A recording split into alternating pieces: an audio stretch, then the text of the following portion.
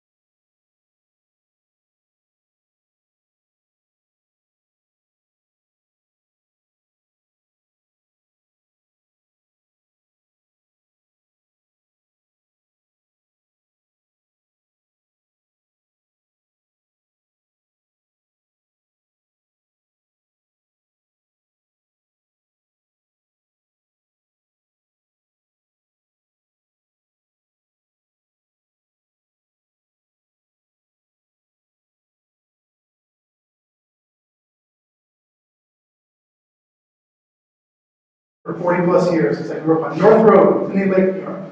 Very proud of that. Did grow up on a farm, didn't have cows. We had 30 acres, and I used every single one of those acres when I was a kid. Doing a lot of things by myself. I'm fortunate, very shy. I'm smart enough I could get by in things. I wasn't book smart, but I like to think I was life smart. The good thing about going to school in a small rural setting is you get to know everybody, which is a big benefit to you when you're especially a shy person. Still quiet, didn't talk to anybody. But still was a shy person, learned a lot, and I was pretty good at sports, so I got to take advantage of the sports situation at my high school, final high school in Barrie Yochim. Able to play baseball, basketball, and football, which was really good. I got to communicate in a different way where I never got to communicate before. Be a different person in a different way I never got to be before, which I was very happy with. Graduate school there. Didn't know what I wanted to do, but I thought maybe I want to be in communications. Yeah, that's pretty odd. That's not on my comfort level. I want to do communications for it. Like I said, I was into sports, so I thought maybe I'd like to be a sports reporter. Television, radio, just me. But that was a great gig. I really enjoyed sports. I really enjoyed talking about them when I did talk, which wasn't very often, like I said. So I went to Barrie College in Southern Ohio. My degree actually is communication/sports journalism. Believe it or not. How many days of my life have I used my degree in sports journalism? Big zero! Big zero. After graduating college, I was fortunate enough to come back and work at home for the hometown newspaper, the Post-Journal, Jamestown Post-Journal, which we'll get to in a bit. But, discovery level. A lot of things I've learned, especially in high school and college. Interest inventory. You know, I'm going to talk about Myers-Briggs here in a little bit. That's within my mind, actually, too. So, when I was in middle school and high school, they didn't have Myers-Briggs. They had interest inventories. Good thing I learned about that because I wasn't sure what interest was and what an inventory was. So I got to learn that at the same time. That interest inventory said I was organized, good listener, honest, independent, responsible, good observer, and pay attention. That was a good one to me because I always felt that I don't want to get in trouble. That's why I pay attention. But little did I know that some of the things that I learned about later on even in college, luck favors prepared mind. Success in life is directly proportional to how much you pay attention. I can't stress that enough. First one, chance favors prepared mind, smartness favors prepared mind. That's something out there. This one's mine. I made this one up. Success in life is directly proportional to how much you pay attention. It is made up because nothing on Google matches that anywhere, which I'm very happy for. So I did my research for sure. So, success in life is directly proportional to how much you pay attention. I learned both these things in college. I was part of an organization, fraternity. Very good fraternity on campus. We did a lot of social things and did a lot of educational things, that type of thing. But what I learned was one of my best friends in my life. His name is Michael Moffitt.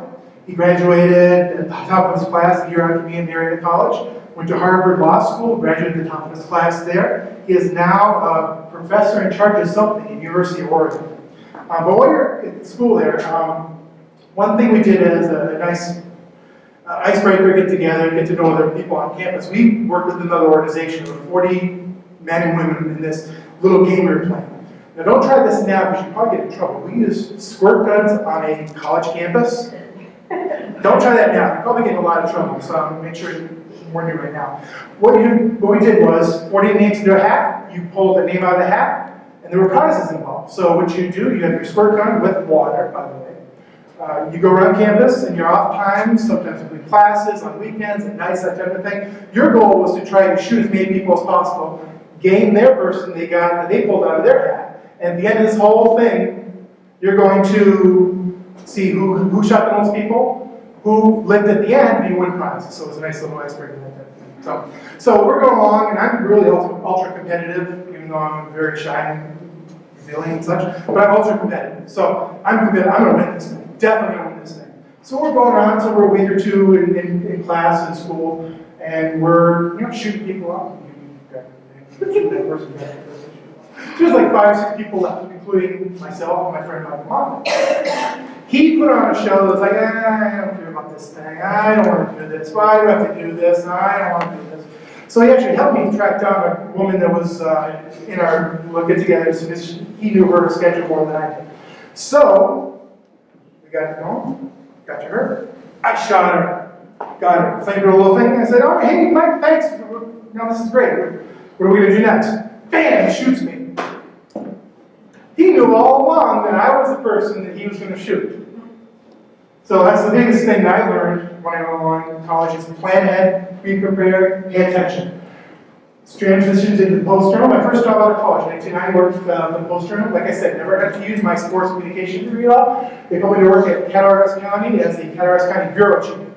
You've got to be seen to be seen. That's what Mark Francis told me. He's my city editor my first day. You've got to be seen to be seen. So he gave me a big box of business cards. That's my name on it. Not to mention that I've never done anything other than sports in my life. He says, oh, you're going to go talk to this department head, that department head, go see this director, go see this person. He trained me, he showed me that it's better to go see a person in person, don't use a phone. This is way before computers, way before internet. You've got to be seen to be seen. Right, so I get a little meter going with being comfortable. Thanks to my comfort level is going a little bit better. I'll go ahead and interest inventory. I'm sorry, I'm glad Larry's here.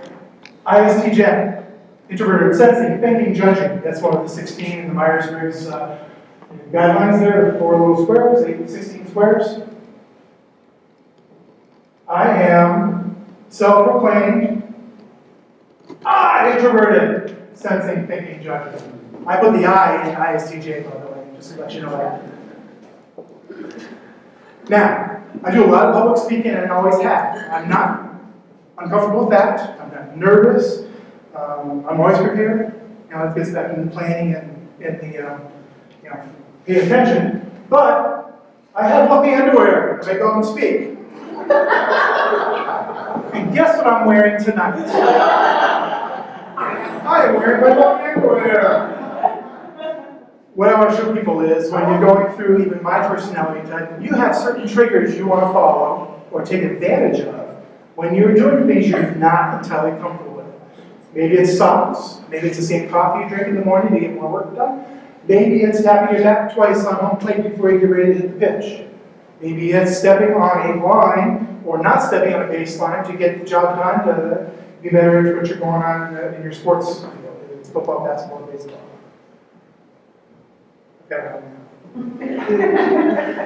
This is one of my favorite things. My wife is always yelling at me.